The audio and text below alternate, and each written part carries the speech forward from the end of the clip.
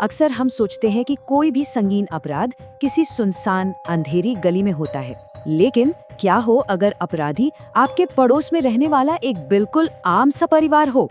आज के इस विश्लेषण में हम 1990s के दशक के महाराष्ट्र की एक ऐसी ही खौफनाक हकीकत पर बात करने वाले हैं, जहां एक बेहद सामान्य से दिखने वाले परिवार ने एक ऐसा भयानक राज छुपा रखा था जिसने पूरे देश को झकझोर कर रख दिया था। एक माँ, उसकी 2 बेटियां और उनके आसपास से अचानक गायब होने वाले कई मासूम बच्चे। इस पूरी खौफनाक कहानी के केंद्र में थी रेणुका शिंदे, सीमा गावित और उनकी मां अंजनाबाई गावित। अदालती दस्तावेजों के मुताबिक इन तीनों पर बच्चों का अपहरण करने और फिर उनकी निर्मम हत्या करने का एक बेहद गंभीर आरोप था।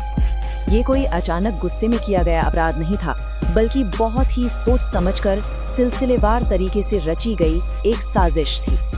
तो इस साजिश की शुरुआत कैसे हुई?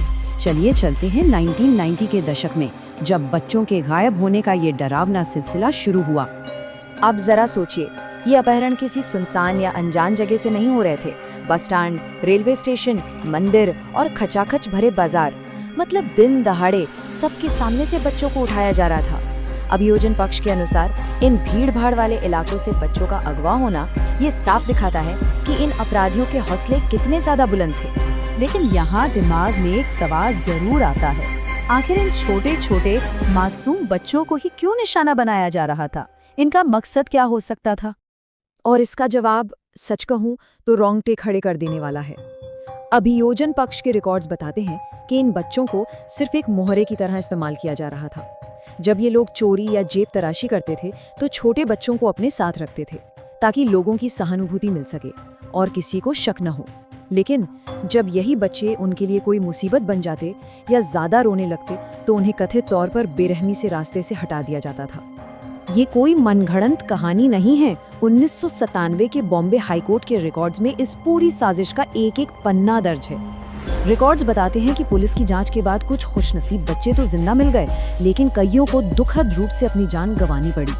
ये एक बहुत ही बड़े पैमाने पर फैला हुआ नेक्सस था।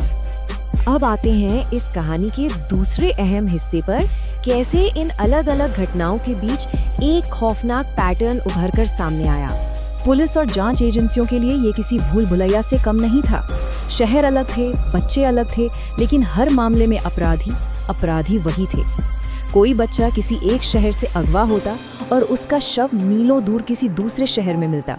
पूरे महाराष्ट्र के अलग अलग कोनों में फैले इस जाल के कारण पुलिस के लिए इस पूरे पैटर्न को समझना और कड़ियों को जोड़ना एक बहुत ही मुश्किल काम बन गया था।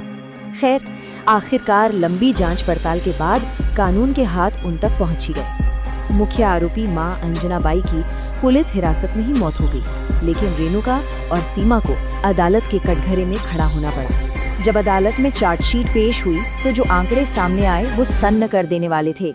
13। जी हाँ, अदालत में ये आरोप तय किया गया कि इस परिवार ने कुल 13 मासूम बच्चों का अपहरण किया था और एक अन्य बच्चे को भी अगवा करने की कोशिश की थी। और इसके तुरंत बाद जो आंकड़ा आता है वो और भी ज्यादा दर्दनाक है। 9। अगवा किए गए उन 13 बच्चों में से 9 मासूमों की निर्मम हत्या कर दी गई।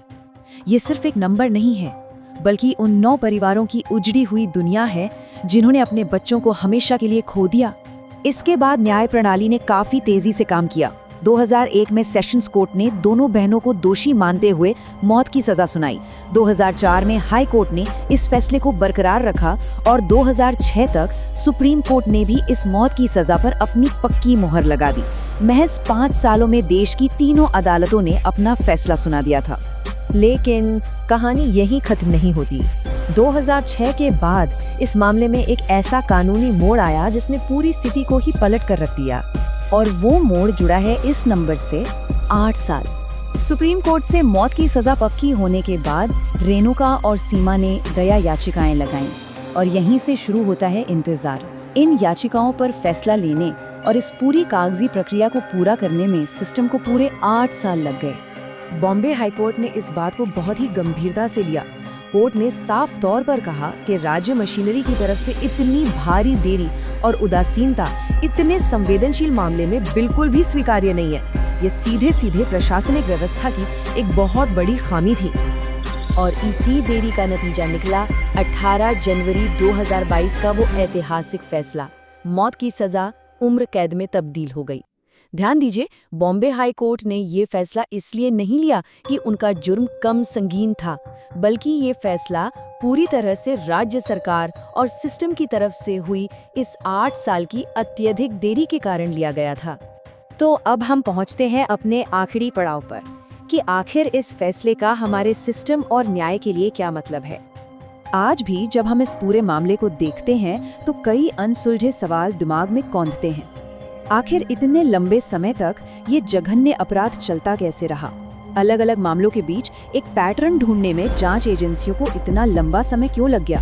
और सबसे बड़ा सवाल, क्या थोड़ी सी मुस्तैदी से इन घटनाओं को पहले ही रोका जा सकता था? और इस पूरे विश्लेषण के अंत में जो सबसे जटिल सवाल हमारे सामने खड़ा होता है वो ये है, क्या मौत की सजा का बरसों तक इंतजार करना अपने आप में सजा का एक नया रूप बन जाता है? एक तरफ वो कानूनी प्रक्रियाएं हैं जिनकी सुस्ती के कारण फैसले बदल जाते हैं, और दूसरी तरफ वो पीड़ित परिवार हैं जिनके घाव कभी नहीं भरते।